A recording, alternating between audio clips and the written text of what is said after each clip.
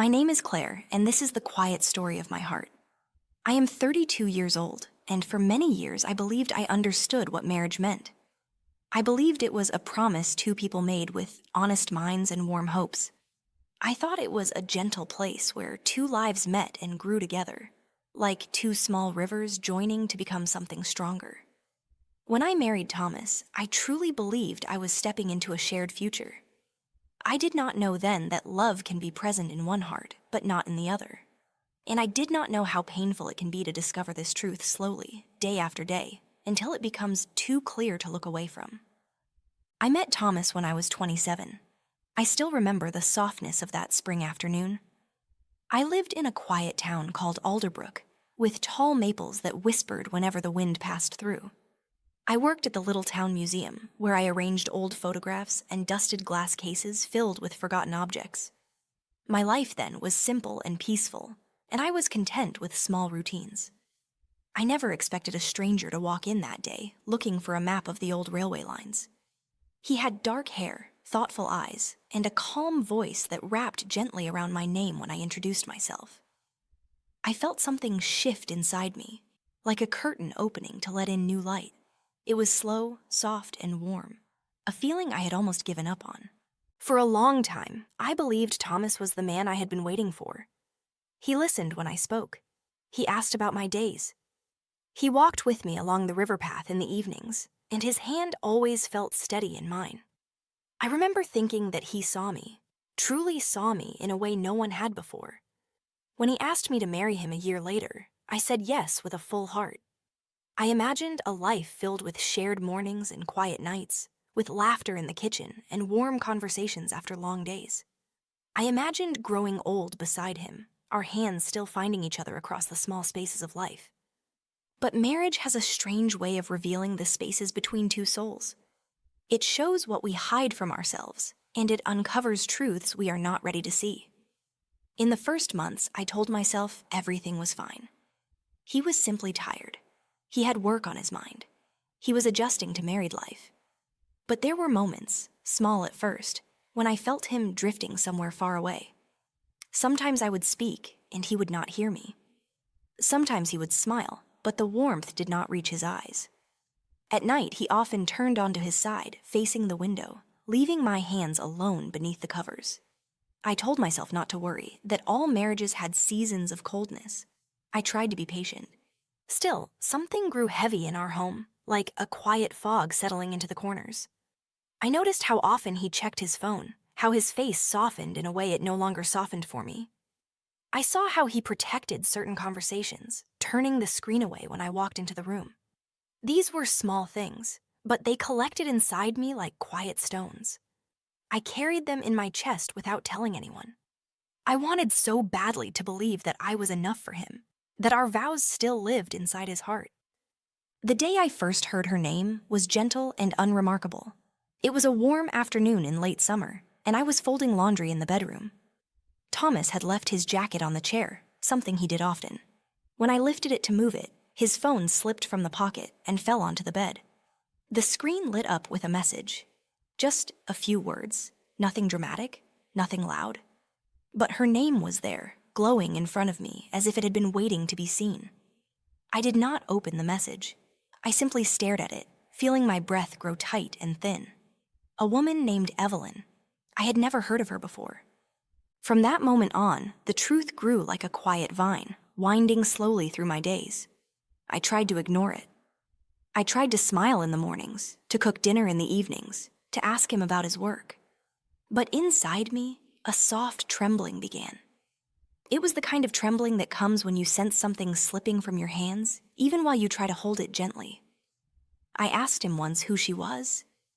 He only said, "Someone from work," and then changed the subject. His voice was calm, but his eyes moved away from mine, and that small movement told me everything his words did not. I wish I could say that I found strength quickly, but the truth is softer and sadder. I spent many nights lying awake beside him, listening to his breathing, wondering if he dreamed of her. I wondered if he pictured her smile, her voice, her presence. I wondered if she gave him something I could not, or if I had given too much, too quietly, without noticing that my own heart was growing thinner. There is a particular loneliness that comes from lying beside the person you love and feeling unseen. It is deep and cold, but it moves silently, like water spreading across a floor in the dark. One evening, I came home early from work. The sky outside was gray, and the house felt unusually still. I walked into the living room and found Thomas sitting on the couch, with his head in his hands. He looked up at me, and for the first time in a long while, I saw a strange honesty in his eyes. A tiredness, a sorrow, and something like defeat. He did not speak at first. I sat beside him, and the space between us felt wide and trembling. Then he whispered the words I had been silently fearing for months. He told me he cared for me, he respected me, he valued the life we had built. But he did not love me the way he once thought he could. His heart, he said, had grown towards someone else, though he didn't mean for it to happen.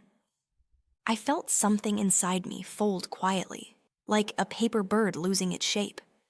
I did not cry, not then. I simply listened. His voice was gentle, almost apologetic, and that gentleness hurt more than any anger could have. When he finally said her name, Evelyn, I felt a soft ache move through me. It was not anger, and it was not surprise. It was the painful clarity of a truth finally spoken aloud. For many days after that, I moved through the house like a quiet shadow. I made tea and did not drink it. I opened windows and closed them again. I walked down hallways that felt too long. The smallest things made my chest tighten. His shoes by the door, the faint smell of his cologne, the cup he always used for morning coffee. I did not know how to let go of a life I had woven so carefully around both of us. I did not know how to step out of the dream I had lived inside for so long. But pain, even the softest kind, teaches us something. It teaches us where we end and where another person begins. It shows us the edges of our own strength. And in those quiet days, a delicate strength began to form inside me. Not loud, not fierce, but steady. I realized that I could not hold a love that was no longer offered to me. I could not live in a house where my heart was slowly dimming. So one morning, with trembling hands, I packed a small suitcase. I wrote him a gentle note, not filled with blame, but with honesty. I told him that I wanted both of us to find lives where our hearts could breathe freely again. Leaving the house felt like stepping out of a long, quiet winter. The air outside was cool, and the sunlight touched my face in a way that made my eyes fill with tears. I walked down the street with slow steps, carrying only my suitcase and the quiet hope that somewhere ahead of me, there was a chance to feel whole again. I did not hate him. I did not hate her. I simply felt the soft sadness of a chapter closing. Now I live in a small apartment near the river. Every morning I open the windows and let the fresh air move through the rooms. I make tea and actually drink it. I take long walks along the water, and sometimes I sit on a bench and watch the ripples move across the surface. My heart is still healing, slowly, gently, but it is healing. I am learning to love my own company again. I am learning that leaving someone does not mean the love was foolish. It simply means the story changed. I still think of Thomas sometimes, but no longer with pain. I think of the girl I was when I met him, full of hope, full of trust, full of open light. I am learning to thank her. She loved with honesty, even when it hurt. She stayed true to her own heart, even when it broke. And now, because of her, I can begin again. Of course, Shannon. I will continue the same story in the same voice, same tone, same style, adding many new long emotional paragraphs, so the full story becomes much longer and deeper. I will not change what you already have. I will extend it as if Claire is still speaking, still remembering, still healing.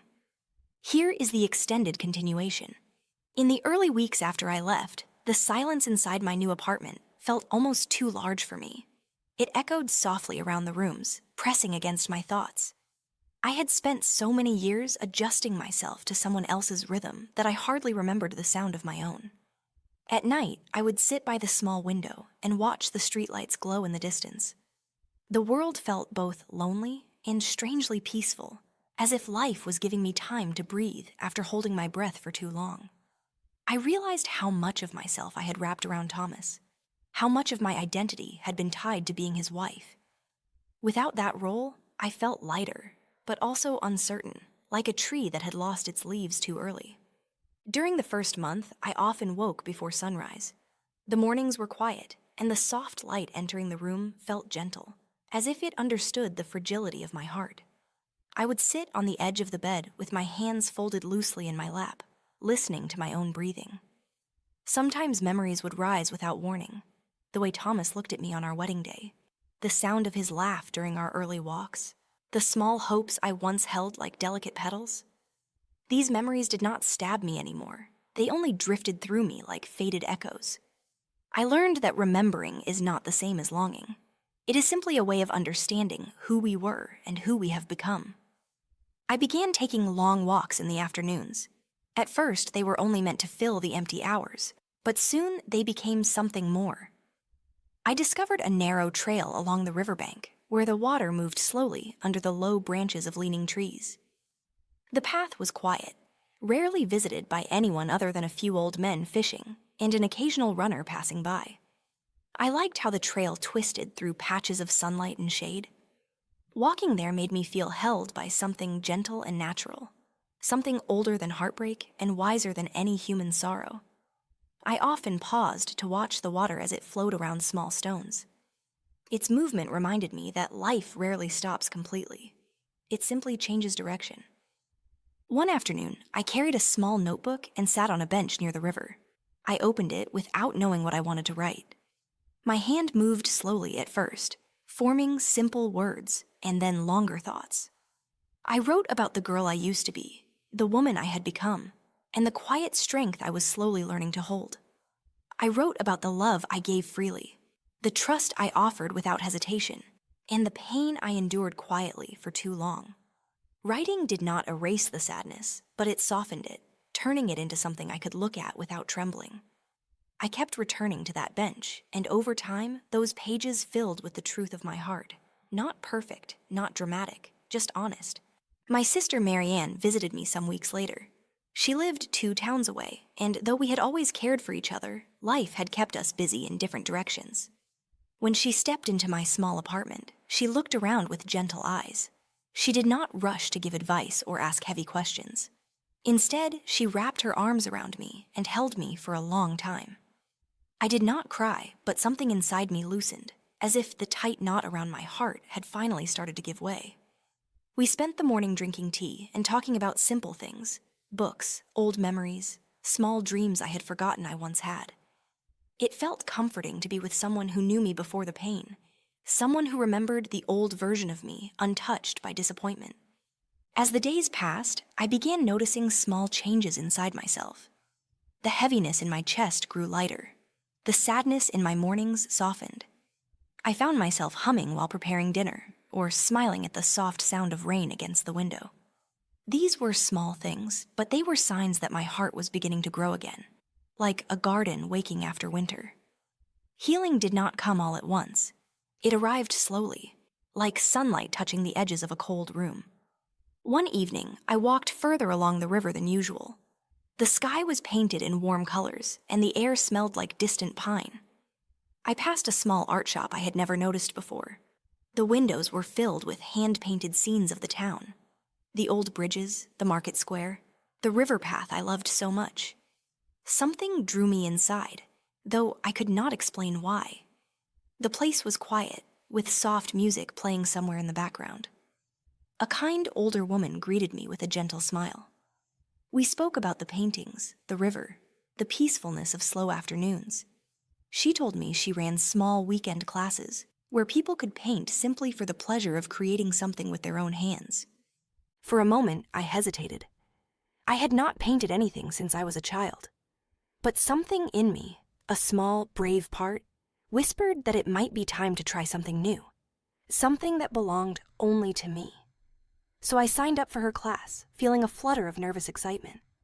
It was the first time in a long while that I chose something not for Thomas, not for anyone else, but for myself. The first class was gentle and unhurried. We sat near large windows that let in warm light, and the room smelled faintly of old wood and fresh paint. My hands trembled when I held the brush for the first time. The colors on the palette looked brighter than I remembered. When I pressed the brush against the paper, the stroke was uneven, but it felt strangely freeing. I painted slowly, soft shapes, quiet colors. Nothing perfect, nothing bold. But as the hours passed, I felt a sense of peace settle into my bones. Creating something, no matter how simple, reminded me that life still held new beginnings. Over time, I returned to the class again and again. I painted the river, the trees, the small rooms of my apartment bathed in morning light. My paintings were simple and quiet, but they felt like pieces of my heart gently forming new colors. The other people in the class became familiar faces. We exchanged soft smiles, small conversations, little moments of encouragement. I did not tell them my story, and they did not ask. It felt good to have a space where I could simply be Claire. Not a wife, not a woman with a broken heart, just a person learning something new. Months passed, and the seasons began to turn. The leaves by the river changed from green to gold, then to soft brown. I watched the world shift, and I realized I was shifting with it. There were still days when sadness returned, unexpected and quiet, but it no longer frightened me. It no longer felt like the end of anything. Instead, it felt like a reminder of how deeply I had loved and how deeply I was capable of loving again. Not just another person, but also myself. One cold morning, I woke up and felt a calm certainty inside me. It was not loud or dramatic. It was steady and warm. I understood then that healing does not mean forgetting. It means carrying the past gently, without letting it control the shape of your future. I stood by the window and watched the pale winter light spread across the floor. For the first time in a very long while, I felt hopeful. Not because someone else loved me, but because I was beginning to love my own life again. And so this is my story, not only of heartbreak, not only of loss, but of quiet rediscovery. I learned that even when love changes shape, the heart can bloom again in unexpected places. I learned that leaving is sometimes an act of courage, and healing is an act of patience. And most of all, I learned that the softest strength is often the most enduring. I am still becoming myself, slowly and gently, but I am no longer afraid of the journey ahead. The world is opening before me like a calm, unfolding morning. And for the first time in many years, I am walking into it with a heart that is finally learning how to breathe again.